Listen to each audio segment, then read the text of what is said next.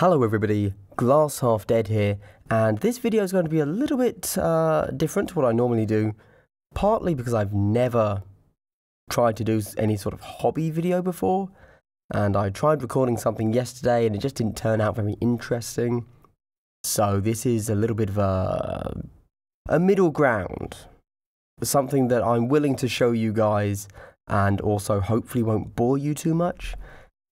This video is entirely looking at an Asuryani model that I tried to convert but kind of failed at. And it was originally going to be part of a larger video, however that larger video ended up being like 45 minutes. And as my average view time, because I have all the statistics, is 7 minutes, I felt that would just be a waste of everybody's time. So I've cut it up into two pieces. Sorry for the mix-up. I might be referencing things that happened the day before that I will never show you, and that I'm about to show you that I'm not going to show you in this video and will only show you later. So basically guys, if you're used to me rambling, this is going to happen in this video, but normally my rambling does get to a point, or at least have some point to it. In this video that's not really the case. Or at least not the case for this video. It will be relevant to the next video, however. Okay, and on with the show. Hello everyone, Glass Half Dead here, and before we get into the main video, I just wanted to give a big shout out to myself for deleting an entire hour and a half of footage because I didn't think it was good enough or interesting. So I am going to wrap up that hour of footage into about 30 seconds right now. As you may know, I'm about to start an Asuryani army. This is Eldrad. He has a cool little hand. Nice. This is what a standard Guardian Defender looks like. Okay, there you go. This is what a Dire Avenger looks like. This is relevant, hold on. The video I had recorded for you was all about a conversion from my Autarch model, as if you have seen yesterday's Asuryani Commanders video, you know that I'm quite big on the Autarch. I thought he was pretty cool as a shooter, I don't know. So I did this. There you go. That was the conversion I did yesterday. It was all captured on footage, but then I realised that actually, all this is a head swap and an arm swap with a Dark Eldar Scourge. Yeah, and that's not good hobby. That's boring. Everybody knows how to do a head swap. I literally took the Exarch head. Sorry, the Exarch, not Exarch head, which is that, from the Dire Avengers kit. Glued it onto a Dark Eldar Scourge, and I had this sword here left over because when you buy Eldrad, you can choose to give him this sword or the open arm. And I chose the open arm because I think he's got mind bullets and that makes so much more sense for him. So this is a very quickly made conversion for an Eldar Autarch using a blaster pistol and a Scourge body, and they're just swapping in an Eldar Exarch, a Dire Avenger Exarch head, and this sword which I took from Eldrad. However, I will note there is also a sword that looks very similar but not quite as fancy in the Dark Avengers kit. Dire Avengers, not Dark Avengers, sorry. So you don't need the Eldrad kit there, but that's the one I used. And then I just stuck one of these little Eldar-y bits on the side. There you go. That is a body swap for an Eldar Autarch. However, I then realised how terrible that was, and so I decided to keep going.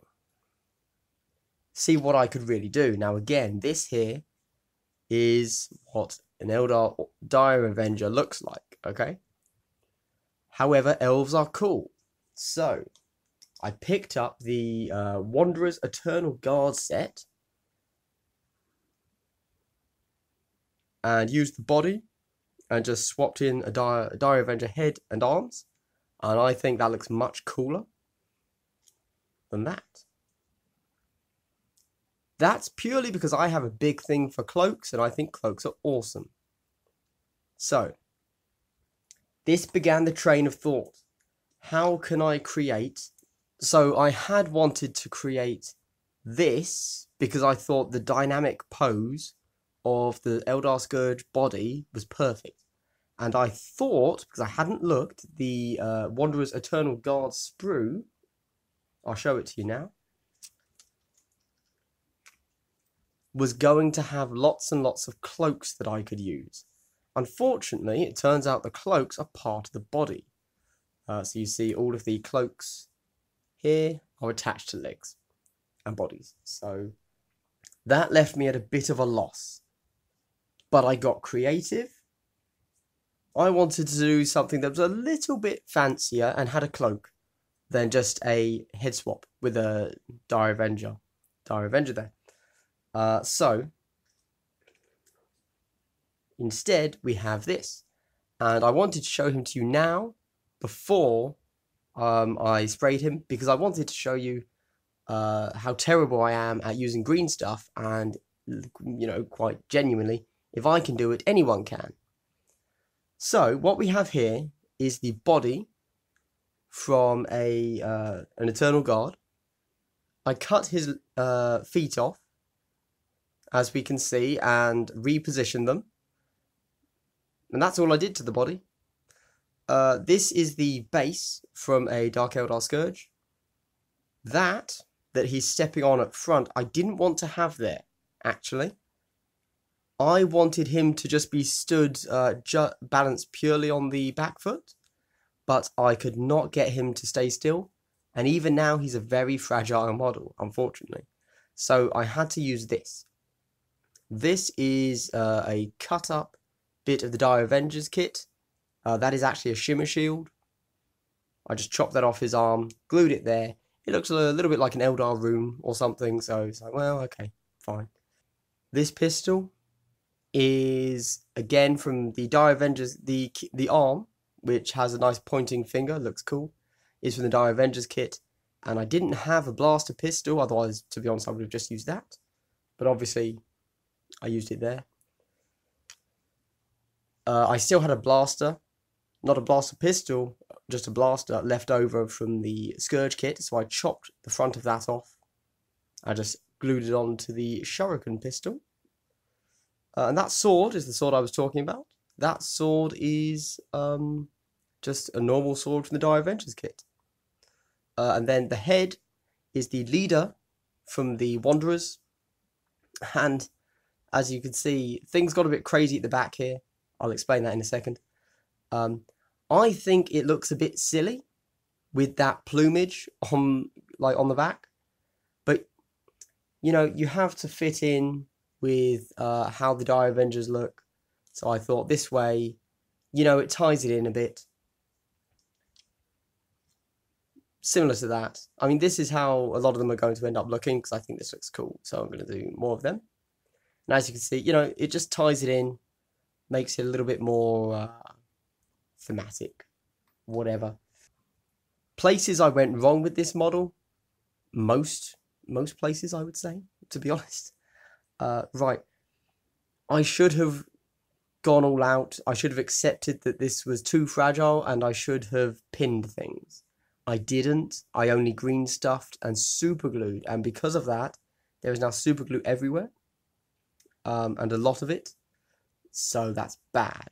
But basically, I attempted to have him stand just on the back here, but the green stuff wasn't drying hard enough on the ankle and then also on the foot, so it just wasn't working at all. That's why I had to add in this shimmer shield bit.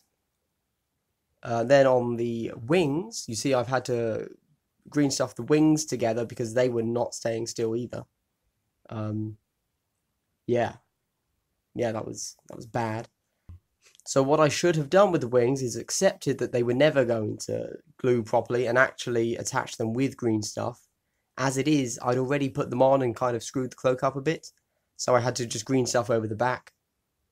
I then put this little, which is still not dry, because I only just put it there. Little bit of Eldar stuff. It usually goes on the belt, as we see here. This bit is the is what's on his back.